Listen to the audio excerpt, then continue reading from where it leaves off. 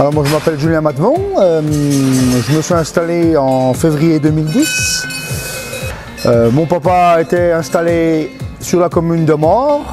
On a décidé de reprendre la ferme avec mes parents. À la suite du départ en retraite de mes parents, j'ai trouvé un associé qui aujourd'hui n'est plus là. Et Mathieu est arrivé en 2018. Donc moi c'est Ratonnier Mathieu, j'ai été apprenti ici pendant 2 ans et je suis installé maintenant depuis 3 ans et demi. Donc la ferme compte aujourd'hui 770 000 litres de référence. On a une surface de 240 hectares, divisée à peu près en 100 hectares de culture, le restant en herbe. Sur les 100 hectares de culture, on a la moitié qui est consacrée au troupeau.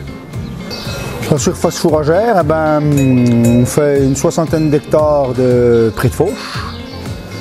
Et le restant est consacré au pâturage des vaches et des genisses. Nous, la ration à la base, elle est simple. On avait fait le choix de partir sur de l'ensilage de maïs pour couvrir au maximum la sécurité alimentaire, tout du moins. C'est pour ça à la base. Donc, on part là-dessus, en sachant qu'il faut ramener de la fibre. Et puis, en limitant les coûts d'achat, on a choisi d'incorporer du foin dans la ration. Et puis tu t'aperçois que si tu veux pousser les vaches un peu plus fort, il faut bien incorporer de la céréale. Donc c'est pour ça qu'on a dit on balance nos céréales pour équilibrer les rations et puis du tourteau. Aujourd'hui on tourne à 8600. Ouais, 8700 presque. Il y a 3,5 kg de fibres, donc de foin. Il y a environ 3 kg de céréales d'orge chez nous et 4 kg de tourteau. Après le reste c'est minéraux, tout ça, et puis l'ensilage de maïs, on tourne à 30-32 kg. On a calculé en fait que si on vendait notre céréale ou si on la gardait, il y avait 17 000 € de bénéfices pour nous.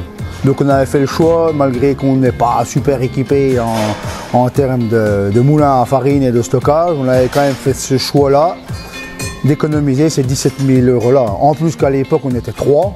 Parce que c'est quand même un peu gourmand en main d'œuvre.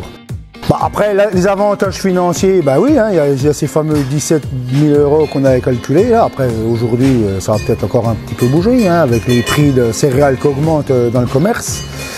Après, il y a un avantage en termes d'assolement, parce que moi, je vois une rotation pour les champs.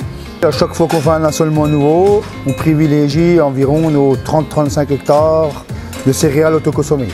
Parce qu'il ne faut pas oublier qu'on met aussi dans la rotation, on met du pré. On met du pré, on essaie de favoriser le pâturage de nos vaches. Oui, on peut parler au niveau des coûts de ration. C'est vrai que l'utilisation de la céréale permet quand même une économie intéressante par rapport à un achat de concentré. Je trouve qu'on fait des sorties de trésorerie moins importantes que quand on achète tous les aliments de la ration. Et je trouve qu'au niveau des taux, par exemple, celui qui utilise la céréale, au niveau du taux protéique, c'est quand même assez intéressant. Ça laisse quand même pas mal d'avantages. Ouais. Avec les inconvénients de faire son propre mélange fermé comme chez nous, c'est qu'on a un peu du matériel vétuste. Et c'est chronophage dans le sens où c'est 15-20 minutes tous les matins où il faut fournir la céréale dans le moulin. Et voilà. Ce choix-là avait été fait quand on était 3. Aujourd'hui, s'il fallait réinvestir ou arrêter et tout acheter, ce serait une question à débattre. C'est vrai que les inconvénients du stockage à la ferme, c'est être très très strict sur le mode de conservation. On a eu quelques soucis il y a 2-3 années avec des charançons et tout ce qui est autres insectes. C'est compliqué. Et on s'aperçoit que au-delà de 3-4 kg de céréales par vache, on met le troupeau en acidose.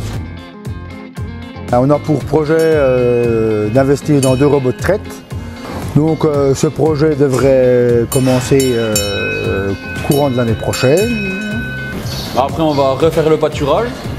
On va essayer d'optimiser en mettant des mélanges de fourrage pour gagner de la céréale en plus. Oui, on partirait avec des mélanges prairies basés à base de 50% de trèfle et 50% de raie gras. C'est déjà ce qu'on est en train de faire. Voilà 2-3 ans, on fait pâturer les vaches sur des mélanges qui à la base sensibles. Moi j'ai jamais compris ça, moi, qu'on pouvait être capable d'être agriculteur, de produire de produire, on a tout ce qu'il faut pour produire les besoins qu'ont nos vaches. Alors hormis peut-être le manque de main d'œuvre, je ne comprends pas pourquoi les agriculteurs aujourd'hui ne sont pas capables de nourrir leurs troupeaux avec de la céréale qui produit chez lui. Le fait de garder la céréale pour nous, c'est les premiers sous de l'année.